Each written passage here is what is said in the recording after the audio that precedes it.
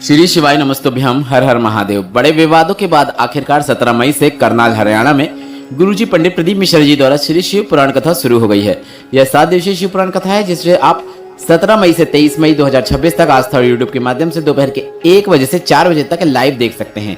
आज पहले दिन की शिव पुराण कथा में गुरुजी पंडित प्रदीप मिश्रा जी ने पूरा अधिक मास जो कि आज से शुरू हुआ है उसमें 5 नियम धारण करने को कहे हैं। जो चाहोगे वो कामना पूर्ण होगी, रोग मुक्ति भी मिलेगी। कौन से 5 नियम है उसके लिए यह वीडियो आप अंत तक जरूर देखें। साथ ही बच्चों के लिए एक बिल्कुल नया उपाय बताया है। साथ ही आज गुरुजी ने पिपलेश्वर महादेव वाला नया उपाय बताया है। अगर किन्हीं कारणवश अगर आपने 17 मई पहले दिन की श्री शिव पुराण कथा जो कि करनाल हरियाणा में चल रही है उसका श्रवण नहीं कर पाए हैं तो पूरी कथा का रास्ता तो आपको इस छोटे से वीडियो से प्राप्त होने वाला है। बढ़ते हैं आज की शिव पुराण कथा की पहली विशेष जानकारी की ओर। कथा शुरू होते ही गुरुजी ने कहा, सभी भाग्यशाली हैं जिन्हें इस अधिक मास में शिव पुराण कथा का श्रवण करने का मौका मिल रहा है। बढ़ते हैं आज की शिव पुराण कथा की दूसरी विशेष जानकारी की ओर। गुरुजी ने कहा, आपको पता है अंतरिक्ष में जाने वाली प्रथम महिला करनाल हरियाणा की ही थी, कल्पना चावला जी। अगर स्वयं पर आप विश्वास करते हैं तो हमें वो प्राप्त हो जाता है जो हम चाहते हैं। खुद पर और परमात्मा पर हमारा पूर्ण विश्वास होना चाहिए। बढ़ते हैं आज की शिव पुराण कथा की तीसरी विशेष जानकारी की ओर। गुरुजी ने कहा, 2 होते हैं, एक होता है वरदान और एक होता है आशीर्वाद। वरदान किसी को भी प्राप्त हो सकता है पर आशीर्वाद सिर्फ अपने माता पिता की सेवा करने वाले को और 1 लोटा जल शिवलिंग पर चढ़ाने वाले को प्राप्त होता है। बढ़ते हैं आज की शिव पुराण कथा की चौथी विशेष जानकारी की ओर। गुरुजी ने कहा, जब जब कथा होती है कुछ ना कुछ अड़चने आती ही हैं। गीता, श्रीमद् भागवत, रामायण या कोई भी आप कथा उठाकर देख लो, वह सभी कथा आराम से हो जाएगी, पर शिव महापुराण कथा आसानी से नहीं हो पाती है। खूब परीक्षा लेती है यह, उसके बाद कथा हो पाती है। इस कथा को लोगों ने बिजनेस बना लिया था और जो कथा बचाने का प्रयास यहाँ के, पर्दाफाश करने का प्रयास यहाँ के मीडिया ने, यूट्यूबर ने और जागरूक लोगों ने किया है, उनका हम दंडवत करते हुए आभार व्यक्त करते हैं।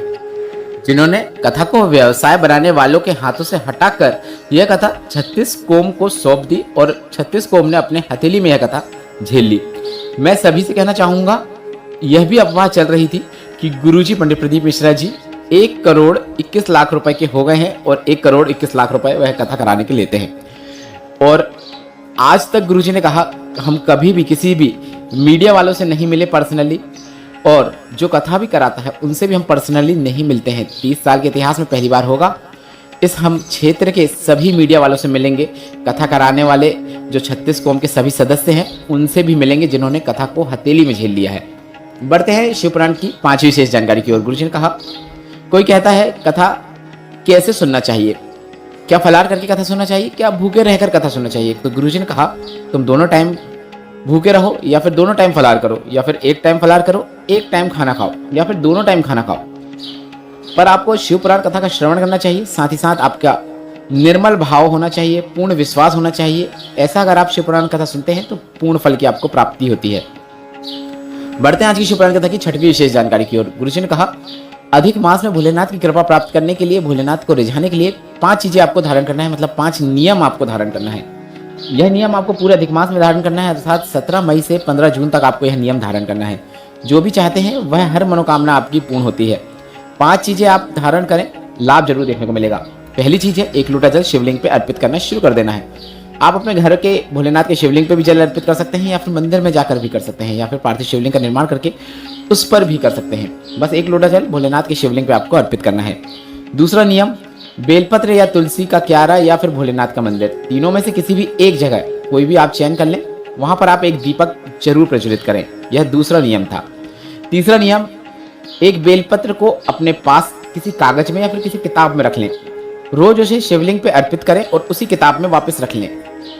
ऐसा आपको लगातार प्रतिदिन करना है। एक ही बेलपत्र को आपको भोलेनाथ के शिवलिंग पर अर्पित करना है। शिवलिंग बदल सकते हैं, कोई जरूरी नहीं कि एक ही शिवलिंग पर अर्पित करना है, अलग अलग शिवलिंग पे भी अर्पित कर सकते हैं। बस अधिक मास में आपको रोज एक ही बेलपत्र को शिवलिंग पर अर्पित करना है, वापस उसे प्राप्त करना है। और जब पूरा माह कर लेंगे, अंत में उसे प्राप्त करके मालपुए के साथ या फिर किसी मीठे के साथ उस बेलपत्र का आपको दान कर देना है। आपको अपने जीवन में कभी भी किसी के सामने हाथ नहीं फैलाने पड़ेंगे। भोलेनाथ कभी किसी चीज की आपको कमी नहीं होने देंगे, यह निश्चितता है। चौथा नियम यह है, नंदी के दोनों सींगों के बीच से भोलेनाथ के शिवलिंग का आपको दर्शन करना है। ऐसा करने से अंतिम समय तक आपको कभी कोई बड़ी बीमारी नहीं होती है, बड़ा रोग नहीं होता है, क्योंकि ये ज्येष्ठ का अधिक है। पांचवा और अंतिम नियम है प्रदोष काल में नमः शिवाय, ओम नमः शिवाय या फिर श्री शिवाय नमस्तुभ्यम, किसी भी एक मंत्र का जाप आपको 5 बार करना है। आप अपने घर पे कर सकते हैं या फिर जहां पर भी हो, जिस भी स्थिति में हो, प्रदोष काल का समय हो तब आप कर सकते हैं।